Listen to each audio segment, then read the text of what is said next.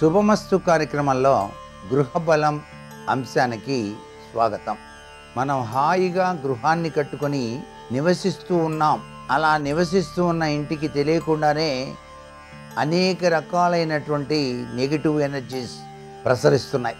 ఈ negative energies నుంచి బయటపడి సుఖప్రదమైనటువంటి జీవన విధానాన్ని కొనసాగించాలి. ఏ తీరున కొనసాగించాలి, ఎట్లా? మన ఇంట్లోనికి ఎప్పుడూ కూడాను అనుకూల శక్తులు ప్రసరించాలి తప్ప ప్రతికూల శక్తులు ప్రసరించరాదు. ప్రతికూల వాతావరణం పనికిరాదు. అనుకూల వాతావరణమే ఎప్పుడూ ఉండాలి. ఇలా ఉండాలంటే ఏం చెయ్యాలి? వాస్తుశాస్త్రరీత్యా దీనికి ఏదైనా పరిష్కార మార్గాలు ఉన్నాయా అని గనక ఆలోచించినట్లయితే, ఈ సృష్టిలో ప్రతి వస్తువుని కూడాను సృష్టించింది పరమాత్మ. అందుచేత పరమాత్మకు సంబంధించినటువంటి దైవీ తత్వంలో ఉన్నటువంటి విధి విధానాల్ని పాటించడం చాలా మంచిది. ప్రతి వాళ్ళు ఇంట్లో అంటే దైవదత్తమైనటువంటి పూజలు చేయాలి. దైవదత్తమైన పూజలు అంటే శివాభిషేకం ప్రతి వాళ్ళు నిర్వహించవచ్చు. స్త్రీలు కూడా శివాభిషేకం చేయవచ్చు. అలాగే దేవునికి సంబంధించినటువంటి చక్కటి స్తోత్రపట్నం ప్రతి ఇల్లాలు కూడా ఇంట్లో చక్కగా చదువుకోవాలి. ఇలా కనుక చేసినట్లయితే మీ ఇంటిలోకి చక్కటి దేదీప్యవంతమైన శక్తి పుంజాలు వచ్చి తీరుతాయి.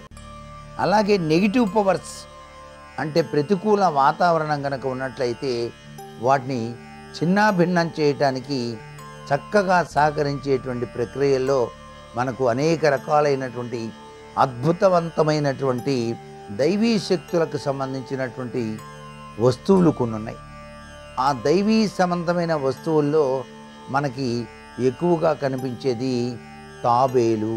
తాబేలు అంటే క్రిస్టల్ తాబేలు. ఆ క్రిస్టల్ తాబేలుని మీరు ఇంట్లో ఉంచుకోండి. అది కూడాను ఉత్తర దిశ నుంచి దక్షిణం వైపుకు తల చూస్తున్నట్టుగా మీరు కనుక అమర్చుకున్నట్లయితే ఇంటి హాలులో తప్పనిసరిగా అనుకూలమైనటువంటి శక్తి పుంజాలు మీ ఇంట్లోకి ప్రవేశిస్తాయి. అట్లాగే లాఫింగ్ బుద్ధ, నవ్వుతూ ఉన్నటువంటి బుద్ధుడు చుట్టూతా నాణేలతో ఉంటాడు. అటువంటి లాఫింగ్ బుద్ధని మీ సింహద్వారం వైపు చూస్తున్నట్టుగా అమర్చండి. అలాగే కస్తూరికాయ, మీరు కస్తూరికాయని గనక మీ ఇంటి బీరువాలో గనక ధనం దాచుకునే చోట కనుక ఉంచుకున్నట్లయితే సర్వ విధములైనటువంటి అనుకూల శక్తులు వస్తాయి. అలాగే ఏకాక్షి నారికేళం, ఈ ఏకాక్షి నారికేళాన్ని మీరు పూజ చేసేటువంటి మందిరంలో ఉంచుకుంటే సర్వవిధ సంపత్తులు మీకు లభ్యపడతాయి. అట్లాగే మోతీ శంఖం, చిన్న మోతీ శంఖం ఉంటుంది. దాంట్లో కొద్దిగా నీళ్లు పోసి నమస్కారం చేస్తే చాలండి, మీకు లక్ష్మీ కటాక్షం వచ్చి తీరుతుంది. ఇవన్నీ కూడాను అనుకూల శక్తుల్ని మీ ఇంట్లోకి ప్రసరింపచేసుకోవడానికి ఆస్కారవంతమైనటువంటి ప్రభావాన్ని అందజేసేటువంటి విధి విధానాలు అన్నమాట. అలాగే గృహానికి కానీ స్థలానికి కానీ దక్షిణ వైపు రోడ్డు సూల వస్తే అతివేగంగా మీ ఇంట్లోకి నెగిటివ్ ఎనర్జీ వచ్చి తీరుతుంది. అస్సలు పనికిరాదు ఈ రోడ్డు సూల అనేటువంటిది. యజమానికి శత్రుబాధలు, కోర్టు సమస్యలు కూడాను ఎక్కువ అవుతాయన్నమాట. ఇంట్లో నిరంతరం ఏదో ఒక కలహం ఉండి తీరుతుంది అన్నమాట. ఇవన్నీ పోవటానికి ఏం చేయాలి? యాంటీ నెగిటివ్ ఎనర్జీ రాడ్స్ అని చెప్పేసి ఉంటాయి. వాటిని గనక మీరు వినియోగించినట్లయితే కొంతలో కొంత మేలు తప్పనిసరిగా జరిగి తీరుతుంది. అంతేకాకుండా కుబేర యంత్రం అనేటువంటిది చాలా బాగా సహకరిస్తుంది. కుబేరుడు ఉత్తర దిశకు అధిపతి. శివాజ్ఞ తత్వంలో ఆయన డబ్బుకు అధిపతిగా ఉన్నాడు కాబట్టి ధనమూలం ఇదం జగత్ అన్నారు కాబట్టి కుబేరుని యొక్క చిత్రపటాన్ని మీ బీరువా ఉన్న చోట గోడకి తగిలించండి. అలా గనక తగిలించి రోజు కనుక సాంబ్రాణి చూపించినట్లయితే చాలా విశిష్టవంతమైనటువంటి ప్రభావం ఆ కుబేరతత్వం ద్వారా మీకు కలిగి తీరుతుందని చెప్పేసి చెప్పవచ్చు.